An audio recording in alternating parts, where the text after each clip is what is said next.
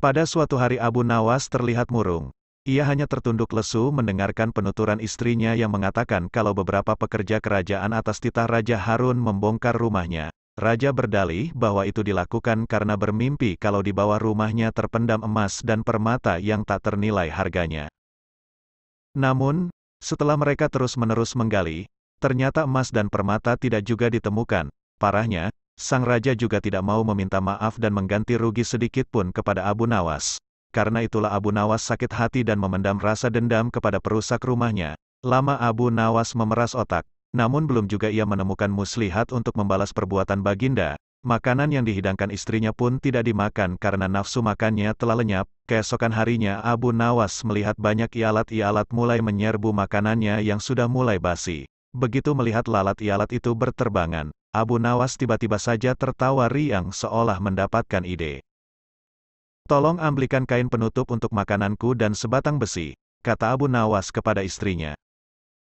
Dengan wajah berseri-seri, Abu Nawas berangkat menuju istana. Setiba di istana, Abu Nawas membungkuk memberi hormat kepada Raja Harun. Raja Harun terkejut atas kedatangan Abu Nawas di hadapan para menterinya. Raja Harun mempersilahkan Abu Nawas untuk menghadap. "Ampun tuanku, hamba menghadap tuanku Baginda hanya untuk mengadukan perilakuan tamu-tamu yang tidak diundang. Mereka memasuki rumah hamba tanpa izin dan berani memakan makanan hamba," lapor Abu Nawas. "Siapakah tamu-tamu tidak diundang itu wahai Abu Nawas?" ujar Baginda dengan bijaksana. "Lalat ialat ini tuanku," kata Abu Nawas sambil membuka penutup piringnya. "Kepada siapa lagi kalau bukan kepada paduka junjungan hamba? Hamba mengadukan perlakuan yang tidak adil ini," ujar Abu Nawas sekali lagi. "Lalu, keadilan yang bagaimana yang engkau inginkan dariku?" tanya Raja Harun penasaran. "Hamba hanya menginginkan izin tertulis dari Baginda sendiri agar hamba bisa dengan leluasa menghukum lalat-lalat yang nakal itu," kata Abu Nawas memulai muslihatnya. Akhirnya Raja Harun dengan terpaksa membuat surat izin yang isinya memperkenankan Abu Nawas memukul ialat lalat itu dimanapun mereka hinggap. Setelah mendapat izin tertulis itu Abu Nawas mulai mengusir lalat ialat di piringnya hingga mereka terbang dan hinggap di sana-sini.